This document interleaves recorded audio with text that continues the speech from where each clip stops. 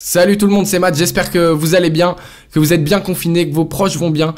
Je suis trop content de vous retrouver, ça fait très longtemps qu'on ne s'est pas vu. Je suis d'autant plus content parce que je vous retrouve avec un nouveau concept aujourd'hui qui s'appelle À cœur ouvert, que vous pourrez d'ailleurs retrouver sur l'ensemble des plateformes numériques, donc Spotify, Apple Music, Deezer, etc. en version audio. Comme ça, vous pourrez aussi l'écouter avant de vous coucher ou dans les transports, etc. L'idée d'À cœur ouvert est très simple, je vais recevoir tout un panel de personnalités plus inspirantes les unes que les autres, des artistes, des sportifs, des youtubeurs, donc des personnalités que vous connaissez, mais également aussi des entrepreneurs, des personnes qui vivent avec un handicap et qui ont eu et ont encore aujourd'hui une vie inspirante. L'idée de À cœur ouvert, c'est qu'on ratisse leur vie de leur naissance à aujourd'hui. Si avec ce concept, j'arrive à développer vos envies et à vous donner envie de vous lancer, j'aurai tout gagné. Bienvenue dans À cœur ouvert. Le premier invité sera une des figures emblématiques du poker français nouvelle génération. Il a gagné des centaines de milliers d'euros ces dernières années. Voici Pierre Calamusa, À cœur ouvert. À 31 ans, Pierre Calamusa, alias Le Viet-Fou, est un joueur de poker professionnel depuis plus de 10 ans. Il cumule plus de 1 300 000 $ de gains en tournoi live, mais également des centaines de milliers d'euros montés sur internet. Aujourd'hui, aux côtés entre autres de Patrick Bruel et Coolchen, il est l'un des membres de la Team Winamax, en gros l'équivalent du Real Madrid au football. De temps en temps chroniqueur sur RMC aux côtés de Daniel Riolo et Moundir, il est l'un des joueurs français les plus reconnus de sa génération. Comment a-t-il fait pour en arriver là? Voici Pierre Calamusa, À cœur ouvert. Salut Pierre. Salut. Comment vas-tu? Bah écoute, super. Confiné comme tout le monde, mais... Bah ouais, c'est ça, j'allais te demander alors comment ça se passe ton confinement, toi? Bah écoute, je suis à Londres, ça se passe bien. J'ai malheureusement eu le coronavirus, ça m'a un petit peu fatigué. Ouais. J'ai eu le corona, je l'ai eu il y a 3 semaines.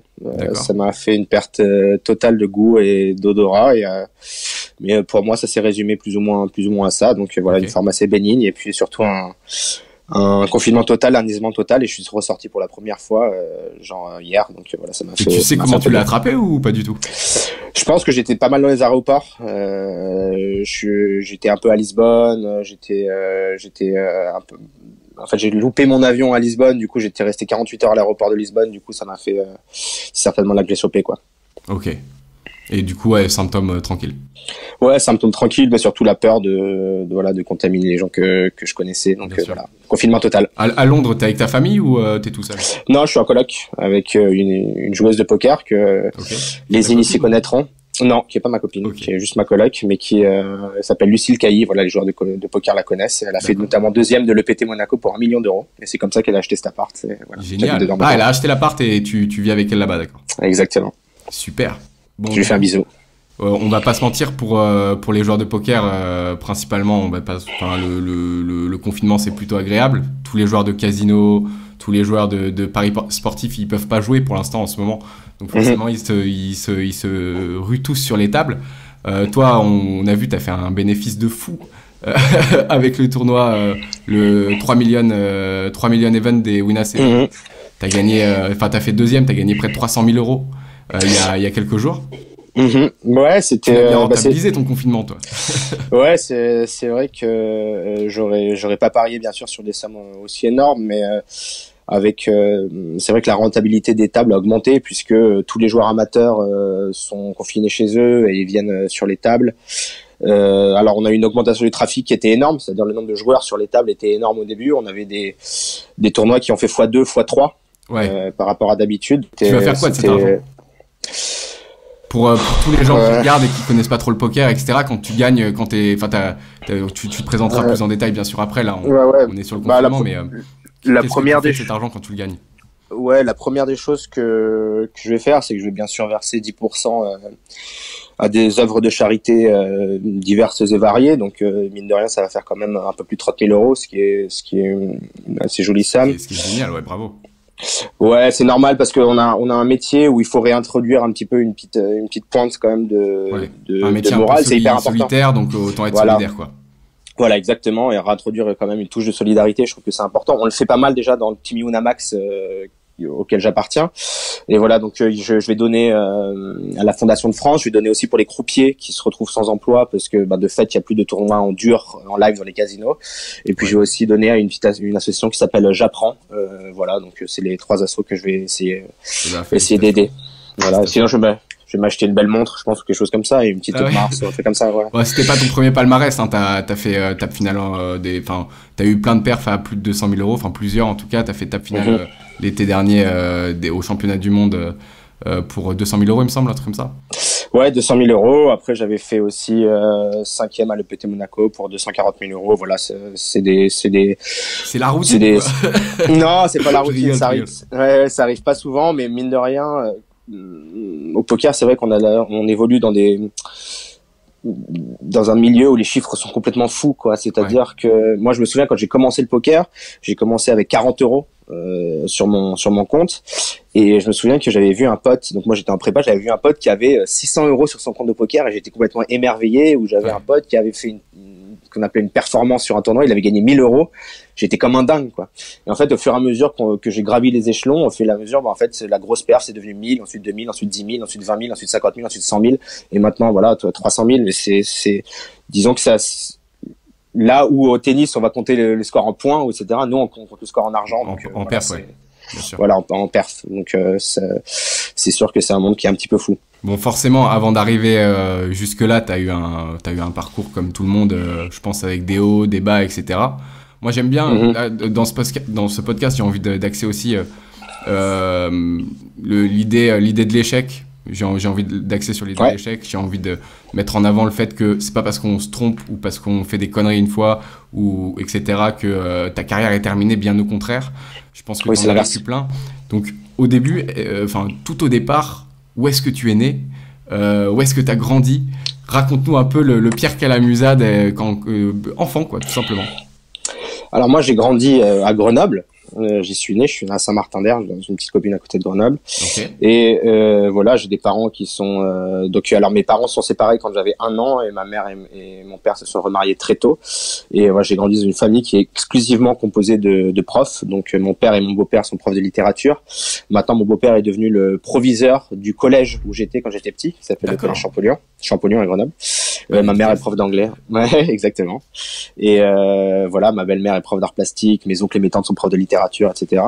Okay. Mais voilà, j'ai grandi dans un petit peu microcosme grenoblois, dans ce milieu de la petite bourgeoisie de province. Et c'est vrai que j'ai toujours vécu avec cette idée d'ascension sociale et de prendre justement une sorte de... Mais le poker, ça arrive bien plus tard. Le poker, alors moi j'ai fait prépa HEC après, donc j'ai fait toute ma scolarité au lycée Champollion, enfin collège, lycée Champollion, puis après prépa HEC. Et en fait en prépa aussi, on m'a un petit peu dressé à cette mentalité de réussite, d'ascension, et aussi cette idée qu'il y avait une compétition entre les individus. D'accord. Qui est une idée finalement c'est l'esprit un peu de la prépa. C'est l'esprit de la prépa et c'est l'esprit du libéralisme en général, notamment du libéralisme économique. Et politique. Mais voilà, et du coup le poker, après, une fois que j'ai fini ma prépa et que j'ai intégré une école de commerce qui me satisfaisait pas, en fait je me suis servi de ces qualités-là que j'ai développées, alors qualité ou pas, mais disons de ces aptitudes pour atteindre au fur et à mesure le très haut niveau dans le poker. Voilà. Ok. Et là on est allé un peu vite, mais au collège, au lycée ou même à l'école, t'étais quel genre d'élève, t'étais quel genre de petit gars? J'étais bon à l'école. Simplement parce que mes parents étaient très attachés à mes résultats et que je me prenais des énormes brasses si jamais je ramenais pas le bon bulletin, quoi. Ouais. Donc j'avais un petit peu ce moteur-là. Après, j'avais déjà des certaines envies d'indépendance et des certaines une certaine difficulté à accepter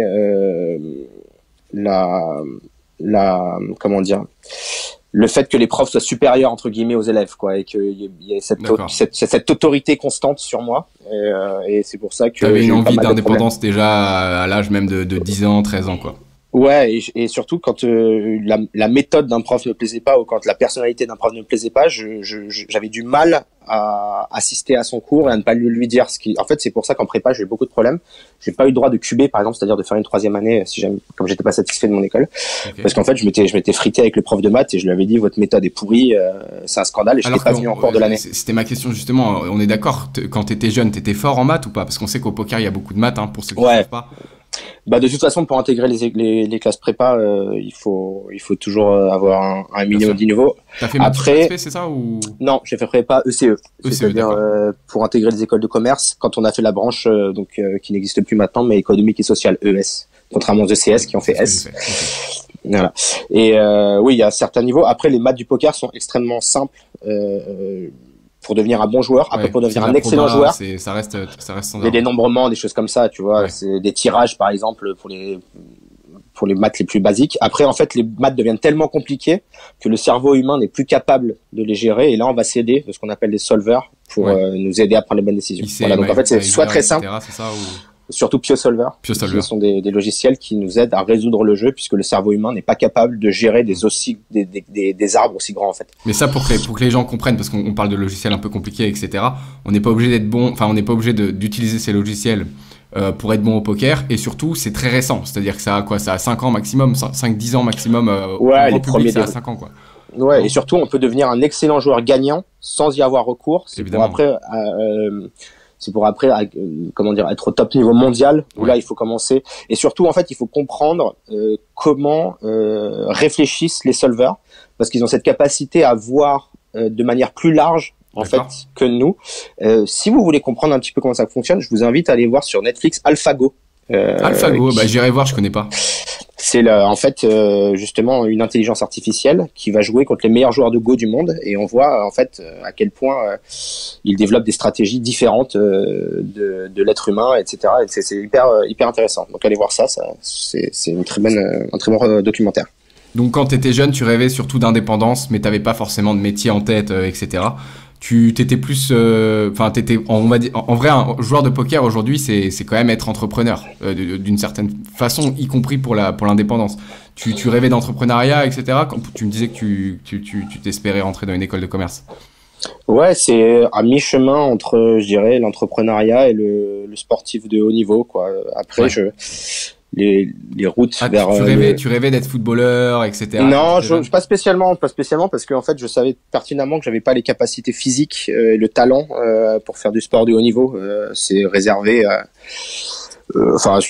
comme il y en a qui sont doués pour les maths, comme il y en a qui sont doués pour d'autres sont doués pour le sport, etc. Par exemple, pour faire footballeur de haut niveau, on va pas se mentir, il faut être extrêmement doué à la base, quoi. C'est pas parce qu'on est fort dans je sais pas, en poussin et après, ou en tu rajoutes une rigueur, tu rajoutes la discipline qu'il faut pour exceller. Ouais. Et puis même, enfin, je veux dire, il faut rencontrer le bon formateur au bon moment, il faut pas se blesser, etc. C'est hyper compliqué. Et d'ailleurs, les chiffres, c'est pas parce que t'es bon en jeune que d'ailleurs tu vas devenir pro, tu vois. Et voilà, comment dire, non, je voulais pas être sportif de haut niveau particulièrement parce que je savais que j'avais pas le talent nécessaire pour y arriver, et pas le fond physique. Mais voilà, ton sport préféré, c'est lequel? Admettons, si tu pouvais être sportif de haut niveau dans un sport, tu choisirais lequel? Alors, en fait, ça a changé au fur et à mesure, mais maintenant que je suis devenu joueur de poker professionnel, c'est tennisman, parce que les similarités avec le joueur de poker professionnel sont énormes. C'est-à-dire qu'on a un tour, par exemple. Ouais, l'individualisme, la façon de se préparer, et aussi on a un tour, tu vois. Donc en fait chaque année, nous on va commencer à Barcelone, ensuite on va aller à Prague, ensuite on va aller à Monaco, ensuite on va aller à Hong Kong, ensuite on va aller à Vegas. C'est exactement comme le joueur de tennis, on a un tour, donc avec les mêmes étapes dans les mêmes villes chaque année, les mêmes hôtels. Tu vois, tu te jauges avec les autres joueurs au petit-déj. Et puis surtout, je pense que comme le tennis c'est un sport individuel, enfin c'est une discipline individuelle où tu as besoin d'un gros fond technique. D'accord. Il faut être bon dans tous les domaines. Je sais pas, coup droit, volley. Au poker, ça va être un peu pareil. Il faut un gros fond technique, savoir très bien jouer techniquement. Ouais. Et après, la différence entre les joueurs similaires en termes de technique va se faire au mental. Et ça, et le mental, en fait, t'es seul face à toi-même. Et au poker aussi, le tennis et le poker, c'est pareil. Là où au foot, ça va être différent parce donc que avant, c'était le foot. C'était le foot au début et après, c'est passé, c'est ça? Ouais, j'aimais bien le foot quand j'étais petit. J'aimais bien le vélo aussi, tu vois, genre, je sais pas, j'aimais bien les Tours de France 96, 97, 98, tu vois, Ulrich, Virenque, tout ça. Et j'aimais bien le foot avec, je me souviens, les Girondins de Bordeaux avec Zidane, Lisa, Dugarry, après aussi le FC Nantes de Pedros, etc. Tu vois, c'était mes premiers émois sportifs, quoi. Voilà. Okay. Et vous êtes trop jeune certainement pour avoir vécu ça. Bah ça dépend. Franchement, moi je le suis un peu, je t'avoue. Mais on sait jamais. Les gens qui s'intéressent au poker et qui regardent ce podcast, bah c'est une tranche d'âge très très large. Et puis bah, évidemment ceux qui me suivent, bien que vous ayez grandi avec moi, il y en a qui sont encore très très jeunes. Je te le confirme. Comme on est dans le sport, etc. J'ai une question qui me vient là comme ça. Vas-y. Est-ce que pour toi, le poker c'est un sport? J'ai eu ce débat avec mes potes plein de fois. Non, c'est pas un sport, simplement parce qu'il n'y a pas besoin d'avoir un fond physique pour pouvoir jouer. On peut être un gros sac de 400 kilos qui mange des burgers toute la journée. Je te contredis, la pétanque, c'est un sport pour toi ou pas? Non. Pour moi, la pétanque n'est pas un sport, non. Non, pour toi, c'est vraiment, il faut se donner corps et âme physiquement pour que ça soit considéré comme un sport. Le golf, pour moi, le golf. C'est un sport intellectuel, le poker, pour moi. Après, c'est mon avis, tu vois. Et c'est marrant qu'on n'ait pas le même avis, du coup, justement, parce que ça permet d'avoir un Alors, c'est quoi la définition de sport? Ben, quand il y a un esprit de compétition et qu'on peut franchir des étapes au fur et à mesure pour devenir le meilleur possible. Bah non, parce que il y a pas que ça, il y a une dimension d'effort physique dans le sport, pas que de compétition. Dites-nous, vous qui écoutez ce podcast, j'aimerais avoir votre retour. Est-ce que pour vous le poker est un sport? La plupart seront de ton avis, en tout cas la plupart des gens qui connaissent pas le poker. Moi qui suis un grand passionné également, et c'est pour ça d'ailleurs que je te ressens en tant que premier invité, pour moi c'est un sport. Merci. C'est un sport intellectuel, tu vois. Ok. Ça serait intéressant de voir la définition de sport. Qu'est-ce qu'il y a? Ouais, c'est ça. C'est intéressant de voir la définition de sport aussi, ouais. Donc, t'arrives en prépa. Comment est arrivé le poker dans ta vie alors? C'est arrivé. En fait, on avait des cours en commun avec les ECS quand j'étais en prépa, les cours de langue. Et j'avais un de ces mecs-là qui s'appelait Mathieu qui jouait avec des jetons pendant nos cours d'allemand, je m'en souviens. Et je lui avais dit, mais attends, mais qu'est-ce que tu fais avec ces jetons? À quoi ça sert? Il m'a fait, je joue au poker. Et ça m'avait un petit peu questionné, quoi. Je pense que j'étais curieux de savoir ce que c'était. Et du coup, j'étais allé voir le soir. Démocratisé qu'aujourd'hui aussi, on va pas se mentir, je pense. Ouais, c'était pas du tout connu. Hein. Ouais. C'était 2006, un truc comme ça. Okay. Et du coup, j'étais allé voir sur Internet et j'avais regardé un peu des vidéos, des trucs comme ça. Et je me souviens que le lendemain, du coup, on avait recours d'allemand. J'étais venu le voir et je lui avais demandé est-ce que au poker roi 10 c'est une bonne main? Mais en fait tout est parti de là, quoi, parce que c'était ma curiosité. Première question quand même. Ouais, c'est marrant. Mais en fait elle est assez légitime parce qu'en fait tu vas avoir des curseurs et des structures pour savoir en fait qu'est-ce qu'une bonne main, qu'est-ce qu'une mauvaise main, qu'est-ce que c'est que la structure des mises, etc. au poker. Bien sûr. Et il t'avait répondu quoi? Il m'avait dit, et je me souviens que ça m'avait marqué, il m'avait dit ça dépend. Ce qui est vrai parce que Okay. Ça dépend si dans certaines situations roi 10 sera une main extrêmement forte et dans certaines situations roi 10 sera une main extrêmement faible. Et j'avais mis un peu ça en stand-by le temps de finir ma prépa et parce que j'avais pas le temps. Et après j'ai recommencé à Toulouse Business School que j'avais intégré où j'ai arrêté au bout d'un mois. Où là j'ai commencé à jouer online et à gagner plus d'argent à l'époque sur Full Tilt Poker. Donc t'as intégré une école de commerce et t'as arrêté au bout d'un mois, c'est ça? Ouais, j'ai arrêté au bout d'un mois et je sais que ma mère avait payé 10 000 € plus mon appart pendant 1 an. Ouais. Et je savais que j'allais me faire détruire si jamais. Tu leur avais dit à tes parents? Non, j'étais fou. Je me suis dit putain, il faut que je trouve un moyen de gagner de l'argent et beaucoup d'argent pour pouvoir les rembourser, pour pas me faire étriper vif quand je vais revenir. Ils savaient que tu pratiquais déjà un peu le poker et tout, ou tu le faisais en loose? Non. Et ouais, en fait, je sais qu'ils m'avaient gaulé une fois parce que j'avais installé des logiciels de poker et moi j'avais pas d'ordi. Parce que et du coup, je jouais pendant les vacances d'été avec le PC portable de ma grand-mère. Et il m'avait gaulé, il m'a fait mais c'est quoi ces sites de poker et tout, j'avais plus le droit de jouer, j'étais puni et tout, c'était marrant, ouais. C'était la belle époque. Là, donc t'avais quoi? T'avais 19 ans, un truc comme ça? Ouais, exactement, ouais, fin d'année, ouais, 18-19. Et je commençais à l'époque avec mes 10-20 € d'argent de poche pour jouer, je l'ai déposé. T'as dû beaucoup perdre avant d'être un joueur gagnant, je suppose, comme la plupart. Pas tant que ça, j'ai dû perdre 100 balles au début. Ah ouais, putain. Ouais, 100 balles au début, et après, une fois que je suis arrivé à Toulouse et que j'ai commencé à me documenter sur le jeu, j'ai commencé à structurer mon apprentissage du jeu. La prépa m'a beaucoup aidé là-dedans aussi, à regarder des vraies vidéos stratégiques, vraiment lire des bouquins, comprendre les mathématiques et les structures du jeu.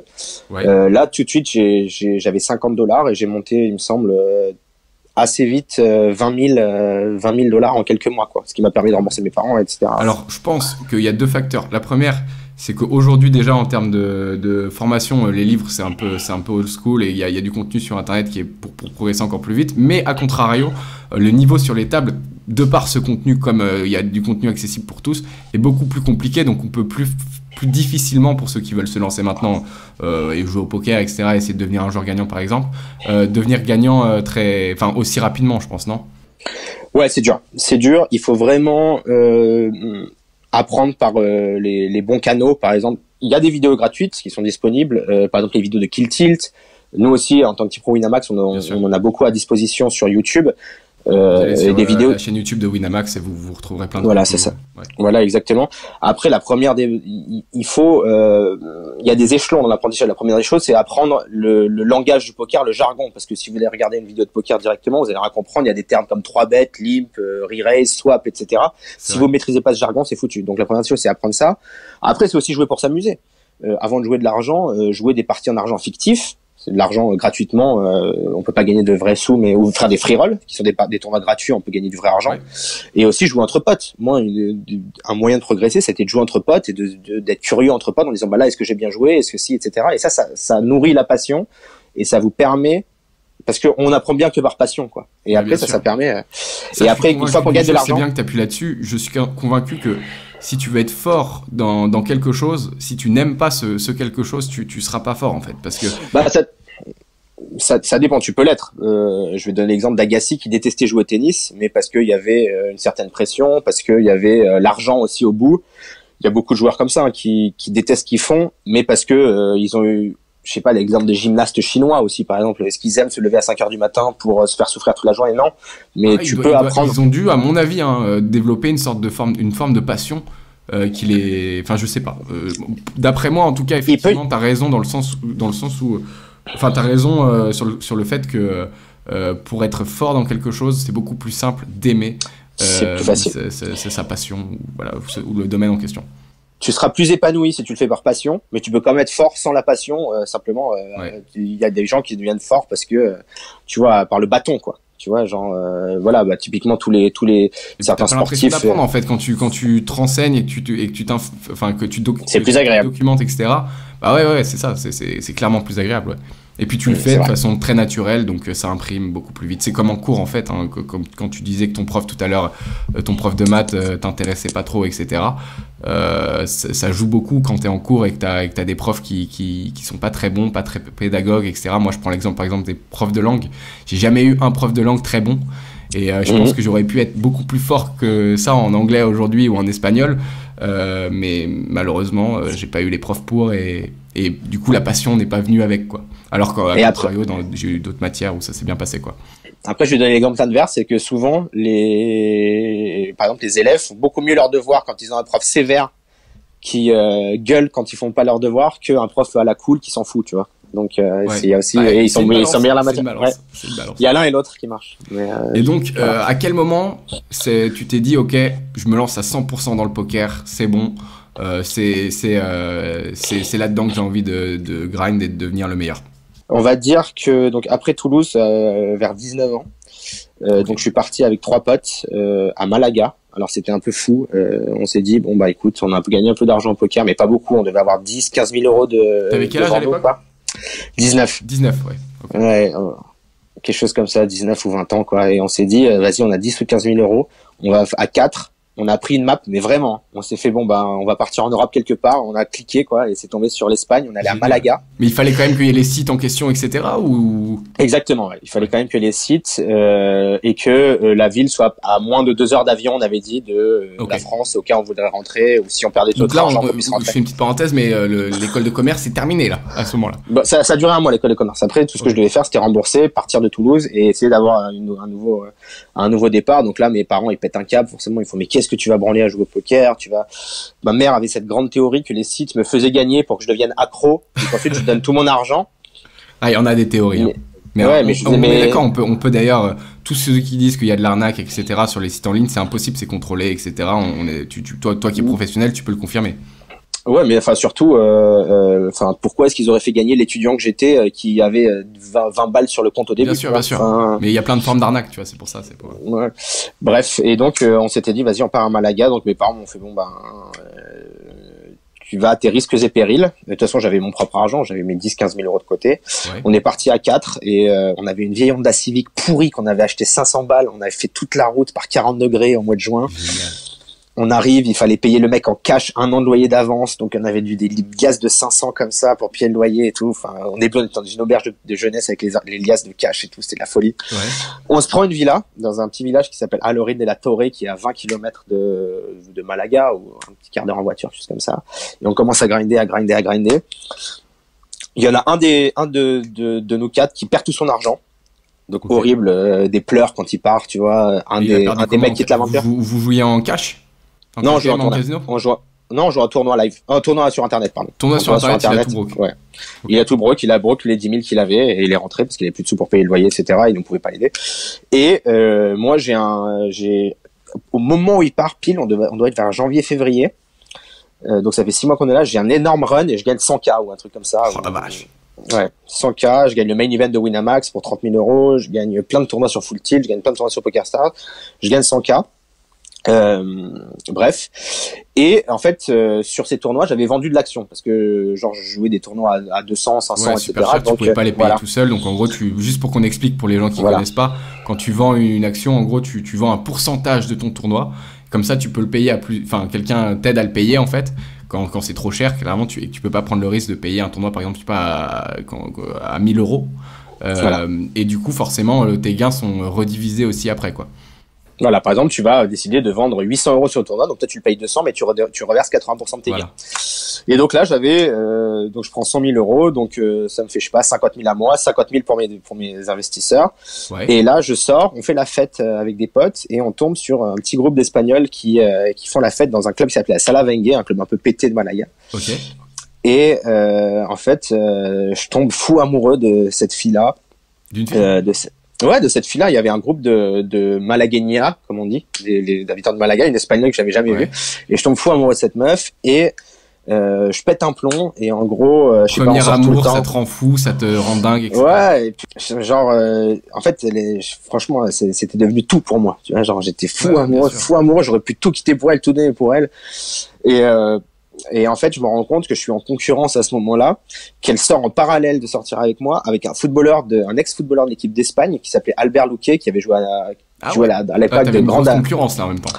Ouais, qui jouait à la grande époque de la Corogne, qui avait joué à Newcastle, qui avait joué à l'Ajax d'Amsterdam, qui maintenant joue à Malaga. Et en fait, je me rends compte que finalement, elle rêve de cette vie de château et elle rêve de sortir avec un mec de l'équipe d'Espagne, alors que lui-même est marié, tu vois. D'accord. Donc pas ouf. Elle avait quel âge? Franchement, elle avait comme moi, on avait 20 ans. Ah ouais, hyper jeune quoi. Ok. Ouais, mais tu vois, au final, tu dis c'est des gamineries, mais à l'époque, j'avais le cœur brisé. Et non, mais t'inquiète, franchement, moi, personnellement, je te comprends à 100%. J'ai eu la même chose au lycée, j'étais fou de cette fille. Je commençais déjà mes vidéos et j'adaptais mon contenu en sachant qu'elle allait le regarder. Tu vois, je me disais, non, je peux pas faire ça, c'est un peu chaud, je sais que Laura va le regarder. Alors que tu sais, t'avais 100 000 personnes qui le regardaient derrière à côté, quoi. C'était un peu dingue. Et je me réveille un jour de cette espèce de mi-rêve, mi-cauchemar, parce que quand même, c'est ouf d'aimer quelqu'un autant. Et je me rends compte qu'en fait, j'ai dépensé tout mon argent et surtout, j'ai dépensé aussi les sous de mon stacker, etc. Tu vois, donc les sous des mecs qui avaient investi sur moi. Donc je rentre à Grenoble avec mes derniers 100 balles qui me restent sur mon compte. Mon avion Malaga-Genève est détourné. À Mulhouse, donc j'atterris à Mulhouse. Non, il était le dernier à Bâle en Suisse. Et après je vais à Mulhouse tant bien que mal. Je rentre en train. Je sais plus pourquoi c'était. Il y avait du vent ou un truc comme ça ou de la neige à Genève ou un truc comme ça. Je rentre tant bien que mal. J'ai plus un sou. Je peux pas payer le train de Mulhouse à Grenoble, donc je fraude. Je rentre chez moi. Mes parents m'accueillent. Je suis en larmes. Je suis complètement détruit quoi. Genre j'ai perdu la meuf que j'aime. J'ai perdu mes 100K. J'ai tout perdu. Ouais. Et là c'est ton premier gros échec dans la vie. Ouais, c'était horrible. Comme ça, ok. Ouais, horrible. Et là, donc, t'as 2-3 semaines où tu te fais, c'est pas possible. Pourquoi? Qu'est-ce que j'ai fait? Je vais jamais remonter. T'as les mecs à qui tu dois de l'argent qui t'envoient des messages tout le temps, qui te font, écoute, mec, maintenant, faut rembourser, sinon on va te mettre un procès au cul et tout. Toi, t'as 20 ans, t'es là, oh là là là là, qu'est-ce que j'ai branlé?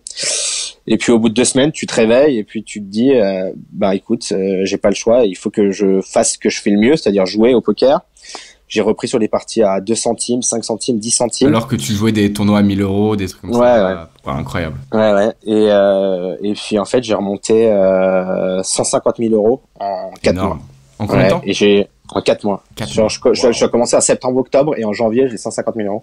Et je peux rembourser tout le monde et tout était bien qui finissait bien. Parce que t'étais endetté aussi, du coup. Ouais, je devais rembourser. T'étais des pressions, comment ça se passait? Quand t'es endetté comme ça par des mecs, comment ça se passe?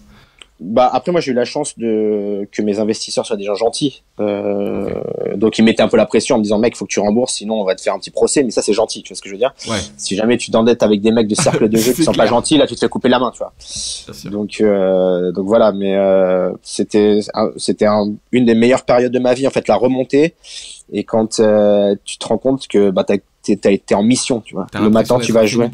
Ouais, c'est ça. Ouais, c'est ça. Le matin, tu te réveilles, tu joues parfaitement parce que tu sais que t'as pas le choix, quoi. T'as pas le choix. Sinon, tu peux pas, enfin, sinon, Est-ce que t'es le genre de gars qui bosse beaucoup plus sous la contrainte? Ouais, complètement. Complètement. Ouais, tu bosses jamais mieux que quand t'es obligé, quoi. Que quand t'as la contrainte financière, que quand ouais, voilà, des trucs, enfin, des trucs aussi cons que ça. Après, moi, tu vois, je suis pas non plus dans la merde, tu vois, j'ai ma famille derrière moi, etc., mais t'as toujours cette fierté de jamais demander à tes parents. Un certain haut, retomber c'est très compliqué déjà, moralement, etc. Et du coup, t'as une envie, c'est d'y retourner là-haut, quoi. Donc voilà, forcément, tu penses que tu t'en donnes les moyens et tout, et surtout même vis-à-vis de ta famille, etc. T'as pas forcément envie. Enfin, tu sais, quand tu gagnes 100K et que derrière tu retournes chez tes parents, je pense que c'est un gros sentiment d'échec au fond de toi et que t'as envie de le combler, quoi. C'était chaud, et puis surtout je sentais que finalement surtout ma mère par exemple me disait bah tu vois j'avais eu raison, c'était pas la bonne voie, c'est pas la bonne voie, alors que moi vos parents. Ouais, non mais alors que moi je sentais, en fait c'est ce que tu disais sur l'échec, je sentais que comme j'avais fait l'erreur une fois, je l'avais comprise et j'allais pas la refaire, tu vois. Je dis souvent cette phrase, faire une erreur une fois c'est normal, il faut faire ses expériences, etc. Après si tu la refais plusieurs fois ça devient des choix. Ouais. Tu vois ce que je veux dire? Si tu refais la même erreur plusieurs fois, ça devient des choix. Si tu décides de dépenser ton argent plein de fois dans des conneries, ça devient un choix, et c'est toi qui l'as mérité, c'est toi qui l'as voulu si tu te retrouves sans argent, etc. Mais la première fois, c'est normal. La première fois de faire un échec, il faut faire ses erreurs. Tu peux pas naître parfait, tu peux pas naître en connaissant tout. Tu fais tes propres erreurs, tu fais tes propres expériences, et après, t'en tires des conclusions, et là, tu deviens normalement une meilleure version de toi-même, comme on dit.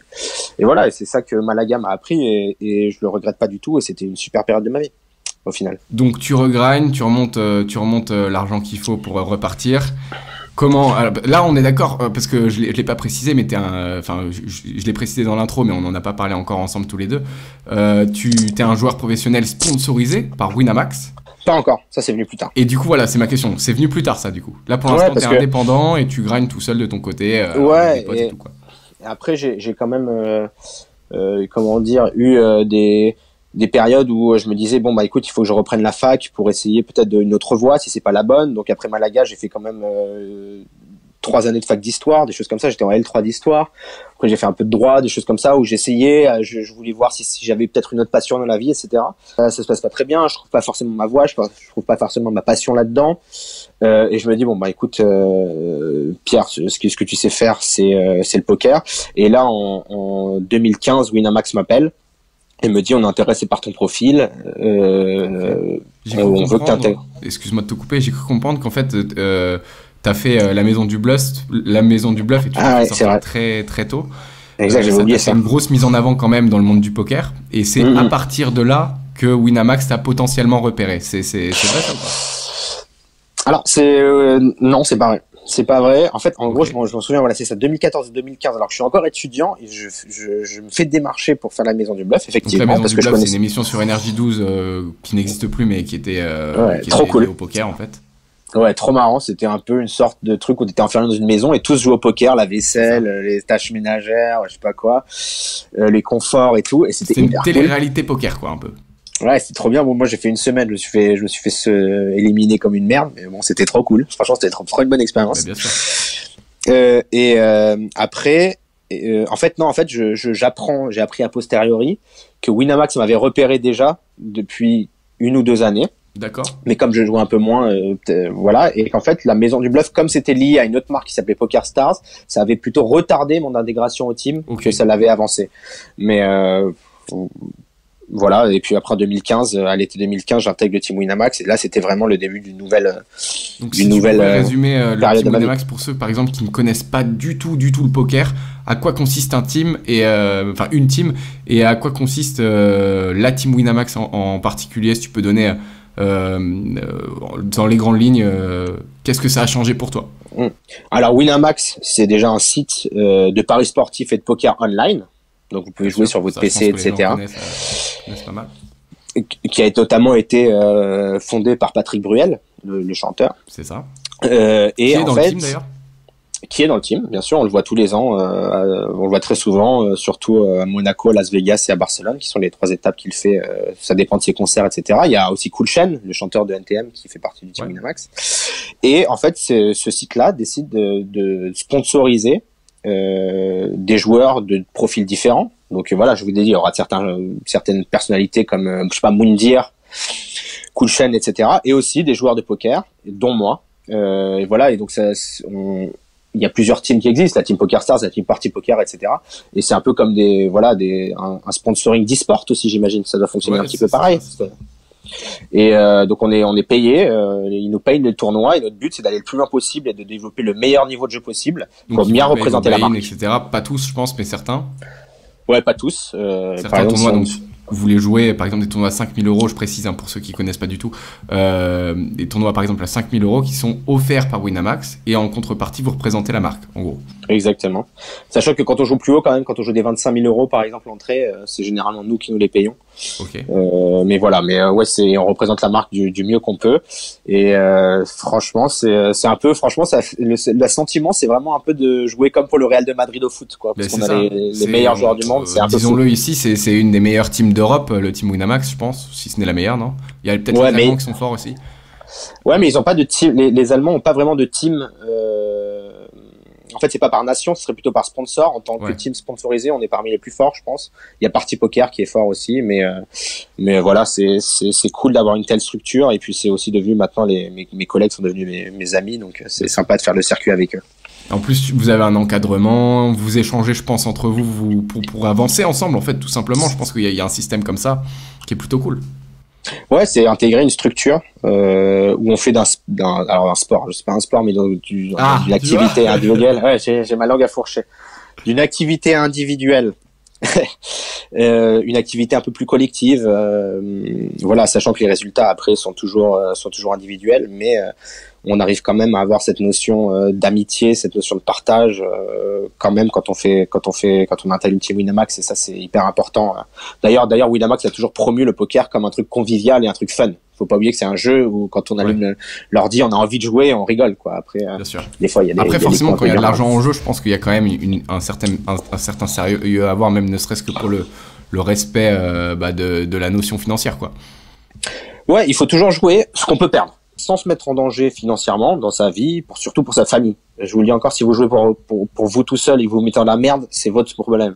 Mais si vous avez une famille derrière, etc., et que vous avez des gamins et tout, là c'est clair, il faut jouer toujours ce qu'on peut perdre. Alors ça va dépendre de vos revenus, etc. Mais il y a plein de businessmen, par exemple, qu'on croise sur les tournois de poker, qui peuvent perdre 100, 200, 300, 400, 500 000 € dans une nuit. Ça pour le kiff, quoi. Ouais, c'est cadeau. Parce qu'en fait, les mecs, ils ont des milliards, tu vois, genre. Donc voilà, c'est toujours en fonction de. Et puis toujours avoir cette notion de plaisir et cette notion que le poker, voilà, est un jeu, et que si un jour vous aimez plus allumer votre PC pour jouer et allumer vos tables, etc. Bah franchement, passez à autre chose pendant un temps, revenez-y. Ouais, ou alors vous faites un break comme dans beaucoup d'activités. Des fois, on est saoulé de ça et on y revient après. Mais voilà, toujours cette notion de plaisir, c'est important. Ok. Alors. Maintenant, on l'a dit, les gens ont, je pense, plus ou moins compris. T'es un peu comme si t'étais au Real Madrid au foot, au poker, dans la team Winamax. Qu'est-ce que ça change et quels sont, on va dire, les points positifs d'un joueur de poker dans la vie de tous les jours, que ça soit avec les meufs, le confort de vie, la liberté, tout ça. Je veux que tu m'exprimes tout ce que tu kiffes dans ta vie aujourd'hui. Il y a beaucoup de choses qui sont bien. La première des choses, c'est franchement, il y a un truc qui est ouf, c'est qu'on n'a pas à se lever le matin. Et ça, c'est quand même le rêve. Tu vois, genre, on peut se lever à 10h, midi, sachant que nous, on joue plutôt le soir, puisque les tournois sont plutôt le soir, donc ils vont commencer vers 20h, 21h. Ça, c'est un rythme que moi, j'aime bien. Donc là, on a la liberté totale. On a aussi notre métier. Franchement, on est quand même payé pour aller jouer 1 mois et demi à Las Vegas, aller à Monaco, aller à Prague, aller à Hong Kong, tu vois, c'est que des destinations hyper stylées. On peut Venise, tu vois, il y avait des tournois à Venise. En plus, on peut choisir vraiment où on joue. Donc c'est vraiment une vie. Et puis tu vois des choses un peu folles, quoi. Tu vas jouer avec des sportifs qui sont hyper connus. Alors je sais pas, on va citer pour ceux qui aiment le basket, par exemple, t'avais Paul Pierce qui joue plein de tournois. Des tournois PokerStars. T'as Aaron Paul, le mec de Breaking Bad, qui joue Jesse Pinkman, qui joue beaucoup. Je sais pas, tu vas croiser des Ben Affleck. Il y avait Neymar qui jouait beaucoup, Neymar, Gérard Piqué, etc. On est tous tombés à leur table, quoi, parce que tous les ans ils viennent jouer à Barcelone, donc c'est fou, quoi. Et après. La liberté financière, c'est vrai que est-ce que ça c'est toujours le cas pour un joueur professionnel? Est-ce que vraiment tous les joueurs pros ils sont assez libres financièrement, et alors y compris ceux non sponsorisés, par exemple, tu vois, ceux qui n'ont pas une marque derrière qui les soutient coûte que coûte? Alors c'est un peu ambivalent, parce que je pense que c'est extrêmement facile de gagner 2 ou 3 000 euros au poker par mois en se formant, etc. Je pense que c'est vraiment facile si on fait si on est rigoureux dans son apprentissage, etc. Ouais. Le problème, c'est on ne sait pas combien de temps ça va durer.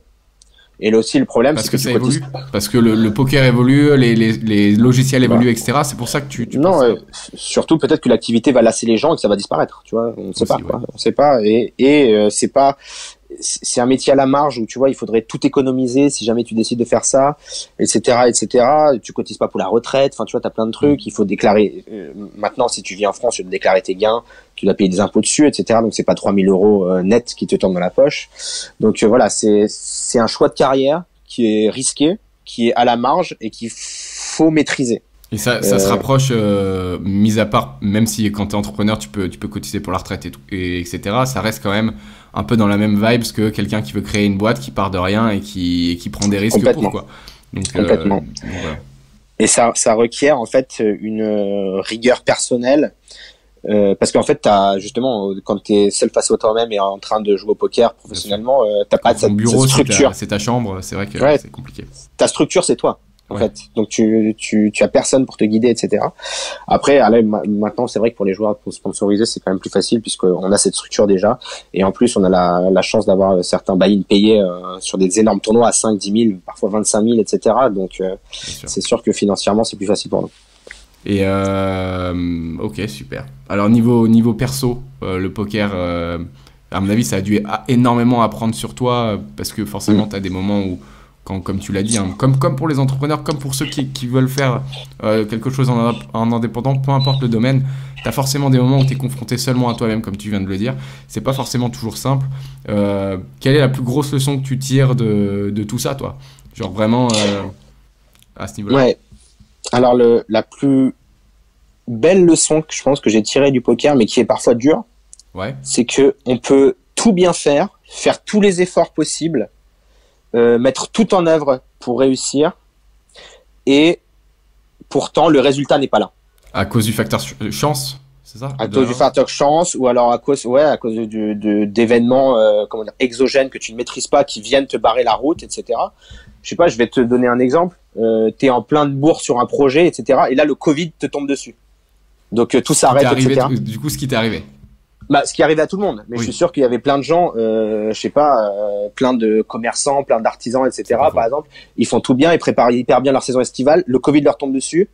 Ah oui, non, tu parles, ils leur tombent dessus, mais ils tombent sur leur business, pas forcément sur... Oui, ils tombent sur leur business, pas forcément sur eux, mais ça ruine tout leur projet. Et en fait, un des trucs qui arrive au poker très souvent, c'est qu'on va jouer la main de manière parfaite, et pourtant on va perdre. Parce qu'il y a une part de chance qui est incompressible dans le poker, c'est-à-dire qu'au maximum on va avoir, je sais pas, 80% de chance de gagner un coup, donc 20% du temps on va le perdre, même si on a fait le coup parfait. Et ça, en fait, ça m'a appris à aimer et à ne m'attacher qu'aux efforts que j'ai fournis. Et pas au résultat. Et pas au résultat, en fait. Si j'estime que j'ai tout donné, que j'ai donné mon maximum, que j'ai fait, le plus que je pouvais, alors je suis satisfait. Et le résultat, finalement, m'importe peu.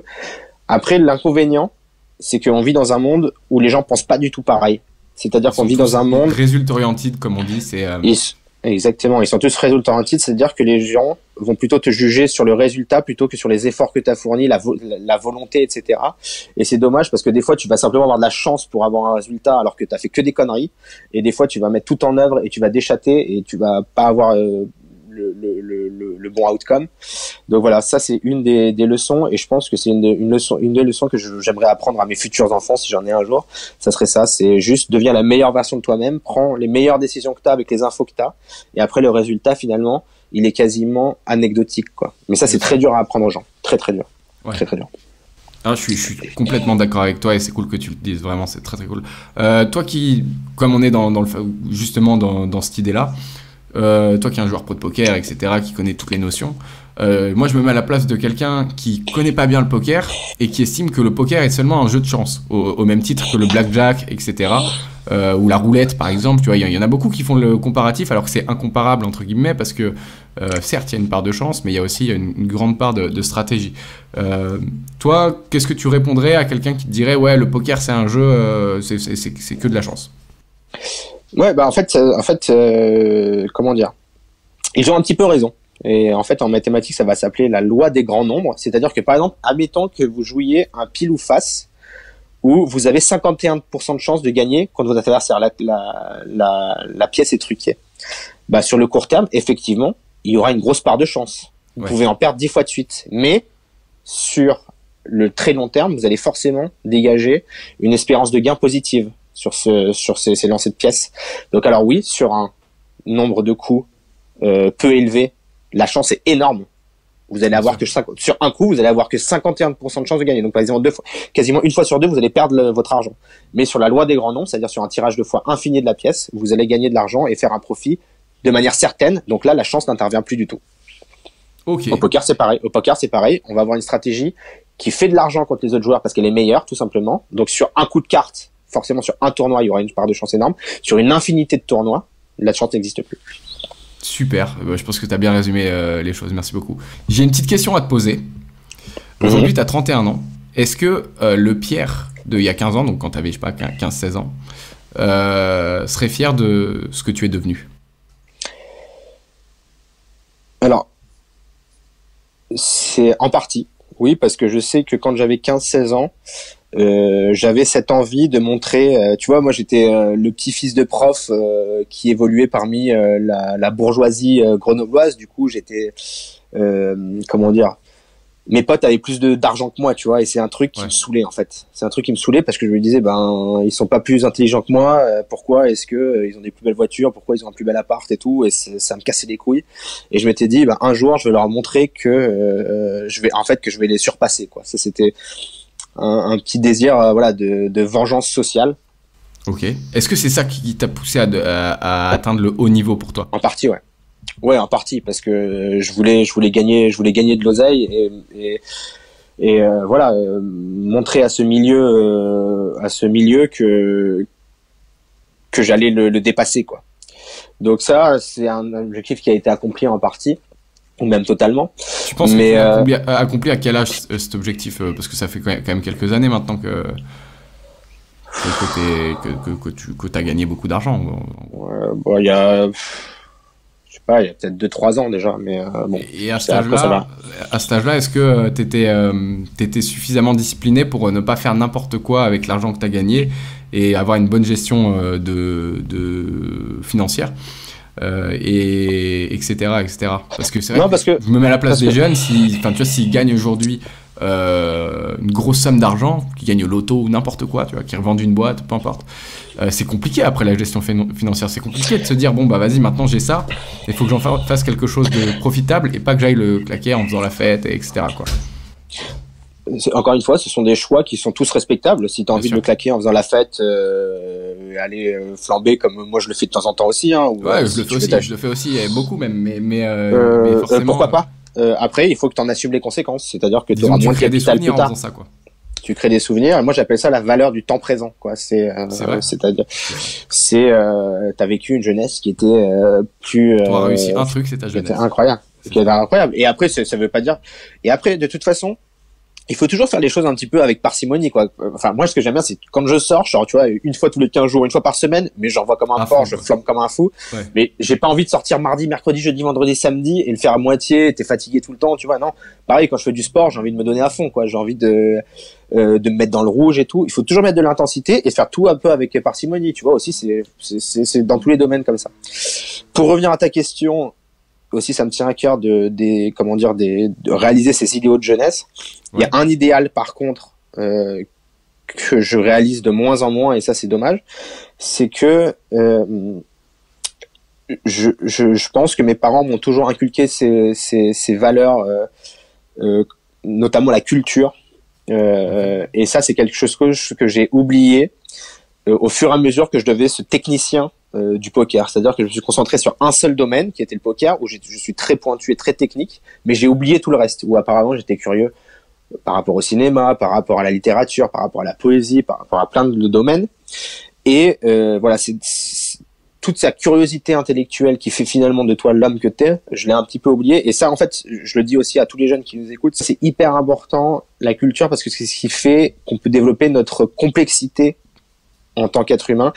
Et malheureusement, les jeunes ont de plus en plus tendance à l'oublier. Alors les gars, franchement, lisez, allez voir des expos, essayez. En fait, je suis semi d'accord avec toi dans le sens où, pour moi, en fait, les jeunes, ils ont beaucoup plus accès à la culture aujourd'hui qu'à l'époque. Et effectivement, à l'époque, oui.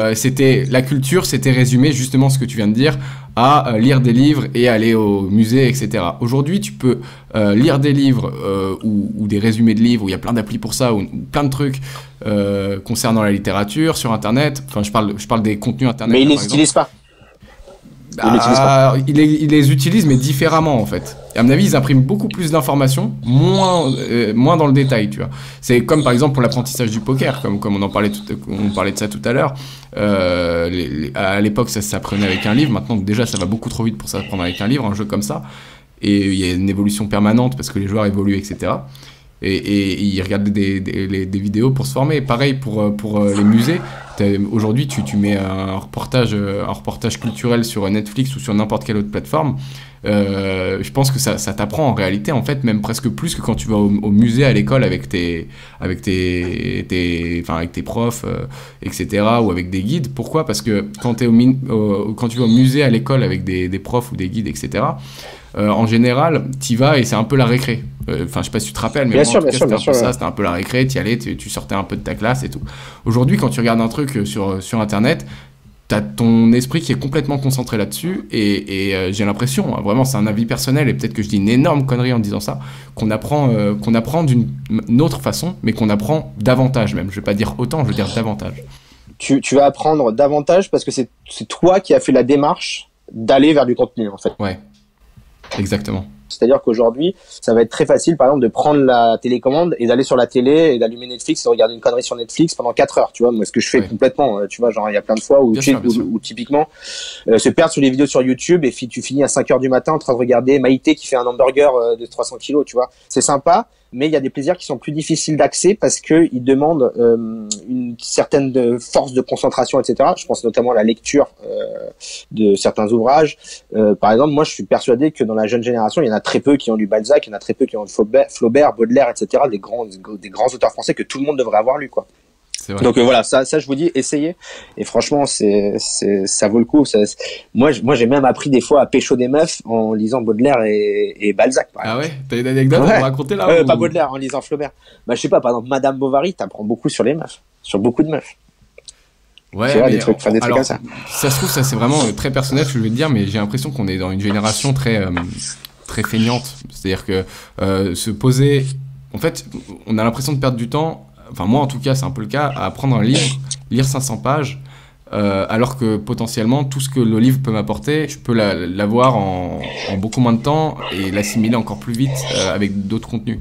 Après, vraiment, là, je suis d'accord à 100% avec ce que tu dis et la lecture est très, très importante et c'est un gros tort de ma part de pas le faire valoir. Mais simplement, j'essaie de défendre aussi le côté de la jeunesse Non, mais il faut pas faire cette opposition. Il n'y a pas d'opposition à avoir entre la jeunesse qui serait plus. Non, il n'y a pas cette opposition à avoir. Non, par contre, là où je pense que tu fais une erreur, c'est que tu dis que tu pourrais aspirer le contenu, par exemple, d'un livre de manière beaucoup plus rapide en lisant un résumé, par exemple, sur Internet, etc., plutôt que tout taper. Ou alors en écoutant le livre, mais en version audio, tout en faisant autre chose, par exemple, tu vois. Bah alors déjà non, ça c'est pas possible parce que quand tu fais deux choses en même temps, généralement c'est que tu fais mal les deux choses. C'est comme si par exemple je disais tu vas jouer au poker et en même temps tu regardes un film, tu fais mal les deux. C'est-à-dire que tu comprends pas le film parce que t'es à moitié dedans et donc tu kiffes pas, et tu joues mal au poker parce que t'es à moitié dans ton film et donc mais si tu fais n'importe quoi. Écoutes un livre en faisant la cuisine par exemple, ça fonctionne, tu vois. Ouais. Possiblement. La deuxième chose que je vais dire, je reconnais. Ouais. Mais... La deuxième chose que je veux dire, c'est que en fait, t'as quelque chose qui est impalpable, c'est le style littéraire, tu vois. Et c'est pour ça, par exemple, que si par exemple je te dis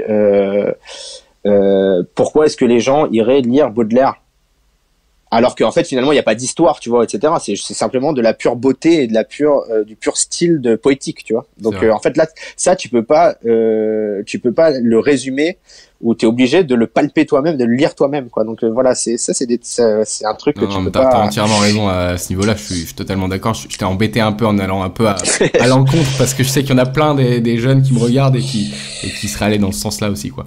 Non mais après je suis le premier à faire le con, le mariole en boîte, à faire pop des bouteilles de champagne comme un mongol. C'est quoi ta plus grosse soirée en boîte? Genre, est-ce que t'as un souvenir de soirée en boîte où t'es dit ok, là je suis allé fort, quoi. À Vegas, on a fait. Franchement, il y a des soirées où je dépensais 15 000 euros. Tu t'en rappelles plus, en fait, t'étais tellement dans ouais, mais il y a des soirées où la note au resto c'était 5 ou 6 000, la note en boîte 10, 15, 20 000, c'était la folie, quoi. Mais ça, j'ai arrêté parce que c'était un peu trop. Mais ouais, il y a des soirées à Vegas. En fait, à Vegas, c'est facile. Une bouteille, ça coûte $1,000. Une petite bouteille de 75 centilitres. Un peu prestigieuse à Paris, etc. Ouais. Bah non, à Paris, c'est moins cher. Même si tu vas, je sais pas, Matignon, Raspoutine, Arc, ça va être, il me semble que par exemple, Raspoutine, combien c'était? Ça dépend. Si tu prends un Magnum, je pense que c'est minimum. Non, Raspoutine, c'est 600 balles le Magnum, un truc comme ça, tu vois, c'est pas cher. Okay. Enfin, c'est pas cher, entre guillemets, c'est moins cher qu'à Vegas, quoi. Ouais.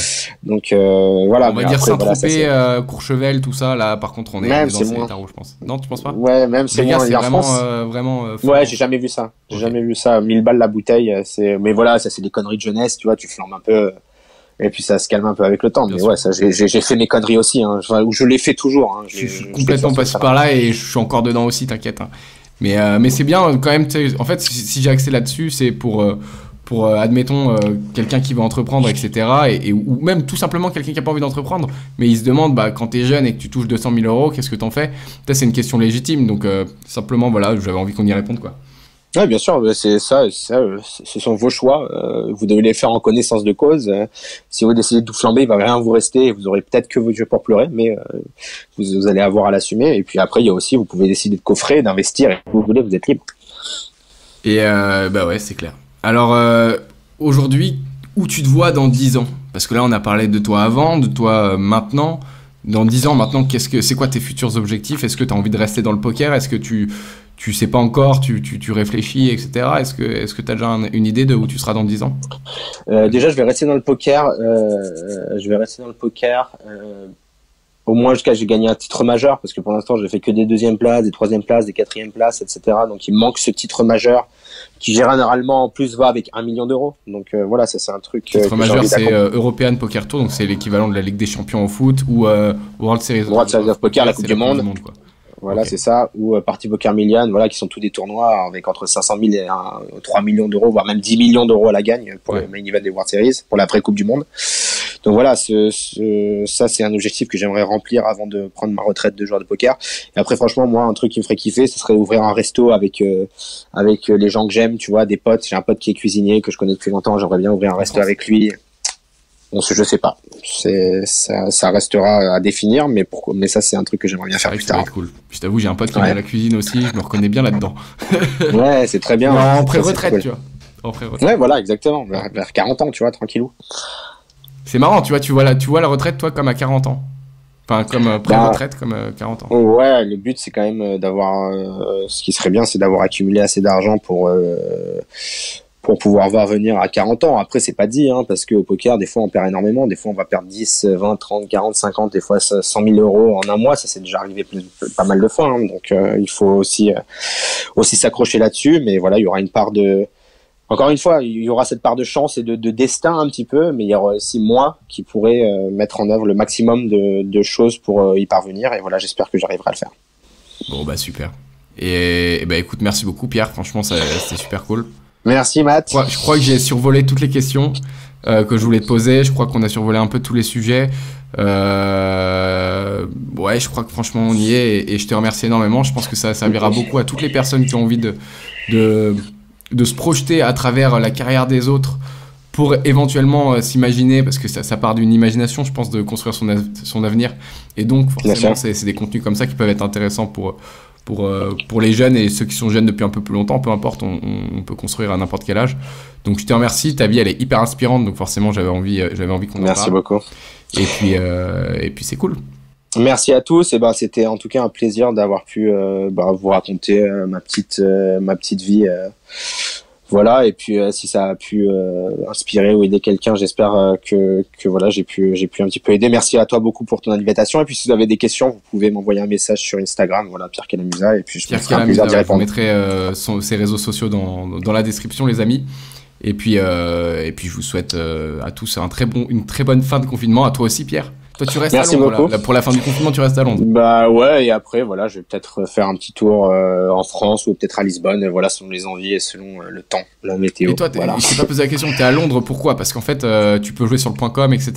Ouais, à Londres, on a accès à plus de sites, et puis la vie est comme cool là-bas, et puis j'ai aussi un appartement à Lisbonne, voilà, qui est une super ville, que je conseille à tout le monde au monde d'aller visiter un petit week-end, c'est pas loin de la France. Et voilà. Cool.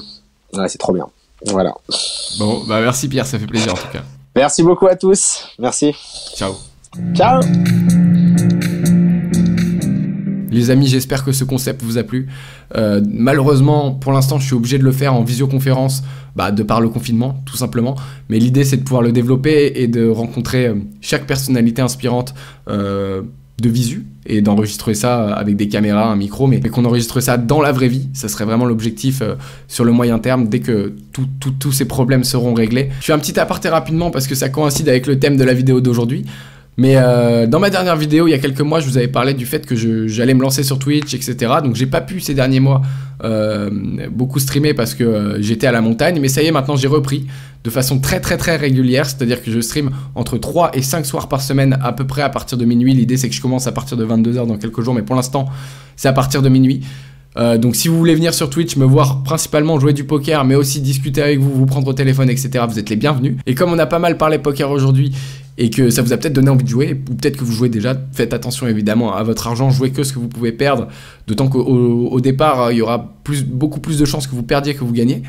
Mais moi là, je vous propose de me retrouver lundi 4 mai à 20h sur Winamax. Je vous mets toutes les infos en description. J'organise un tournoi gratuit où il y aura 500 € en tout à gagner, à vous partager. Je vous mets tous les liens en description pour vous inscrire au tournoi, etc. Il y a le mot de passe aussi. Le mot de passe, ça sera MattLive, je vous le dis ici. D'ici là, prenez soin de vous et de vos proches. Respectez le confinement. Et puis, on se retrouve très bientôt pour un nouveau À Cœur Ouvert. Salut tout le monde.